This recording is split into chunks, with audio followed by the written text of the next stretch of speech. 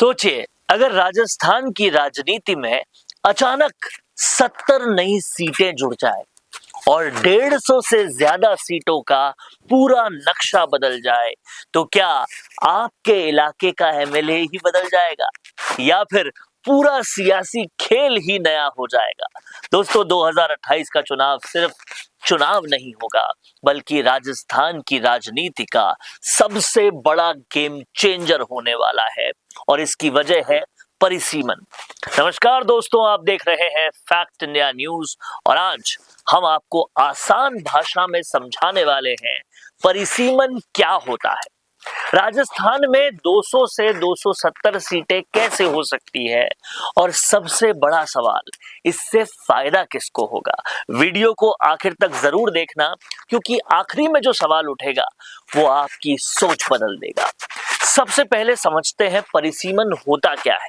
Simple भाषा में, जब जनसंख्या बढ़ती है तो विधानसभा और लोकसभा सीटों की सीमाएं बदल जाती है ताकि हर सीट पर लगभग बराबर आबादी हो। यह पूरा प्रोसेस संविधान के अनुच्छेद 82 के तहत होता है और इसके लिए एक डिलिमिटेशन कमीशन बनाया जाता है।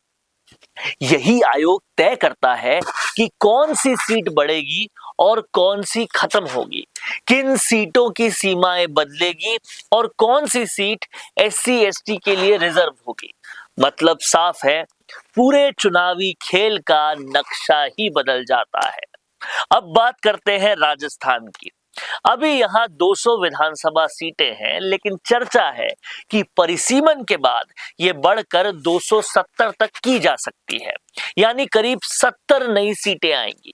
इतना ही नहीं, 150 से ज्यादा सीटों की सीमाएं बदल सकती है। कई पुरानी सीटें खत्म हो सकती है और नई सीटें बन सकती है। ऐसा पहले भी हो चुका है।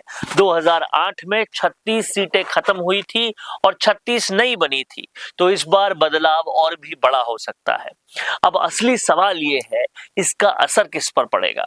सबसे बड़ा असर पड़ेगा मौजूदा विधायकों और सांसदों पर, क्योंकि जब सीट की सीमा बदलती है तो जातीय समीकरण भी बदल जाते हैं, नए गांव जुड़ जाते हैं और नए वोटर आ जाते हैं। मतलब जो नेता आज मजबूत है वो कल कमजोर हो सकता है और जो कोई नया चेहरा अचानक उभर सकता है।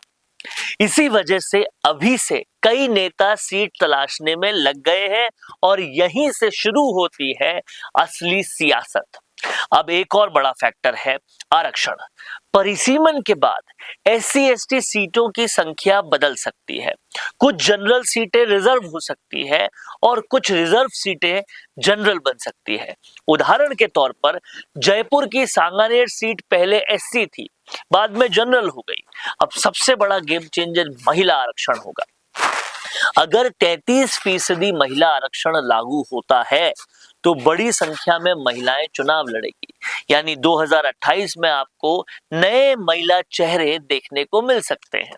अगर इतिहास देखें तो 1952 में 160 सीटें थी, 1977 में बढ़कर 200 हो गई और तब से आज तक कोई बदलाव नहीं हुआ, यानी लगभग 50 साल बाद अब इतना बड़ा बदलाव होने जा रहा है। तो दोस्तों, अब सोचिए, अगर 200 से 270 सीटें हो जाती है, अगर 150 सीटों का नक्शा बदल जाता है और अगर जातीय और आरक्षण समीकरण पूरी तरह से बदल जाते हैं, तो क्या होगा? क्या नए नेता उभरेंगे या पुराने नेता ही नई सीटों पर कब्जा कर लेंगे? क्या 2028 राजस्थान की राजनीति का सबसे बड़ा टर्निंग पॉइंट बनेगा? नीचे कमेंट करके जरूर बताना। आपके हिसाब से सबसे ज्यादा फायदा किसको होने वाला है? राजनीति के ऐसे ही जटिल विषयों को आसानी से समझाने का जिम्मा लेता है द फैक्ट इंडिया न्यूज और ऐसे ही राजस्थान की राजनीति को डिकोड करने का कार्यक्रम जारी रहेगा। देखते रहिए द फैक्ट इंडिया न्यूज और कमेंट करके अपनी बातें जरूर बताएं। रुकिए और जरा ध्यान से सुनिए। क्या आप हमारी इन खबरों से अपने व्यापार को भी बढ़ाना चाहते हैं? तो आप भी खबरों के दौरान इस तरह के एलिमेंट्स पर अपना विज्ञापन दे सकते हैं, या फिर ऐसे खबर के 1 मिनट बाद अपना पूरा विज्ञापन डलवाएं, जो कि 8 लाख से ज्यादा सब्सक्राइबर्स और फॉलोअर्स वाले द फैक्ट इंडिया चैनल्स और पेजेस से राजस्थान के कोने कोने में पहुंचेगा और इससे आपका व्यापार, ब्रांड सब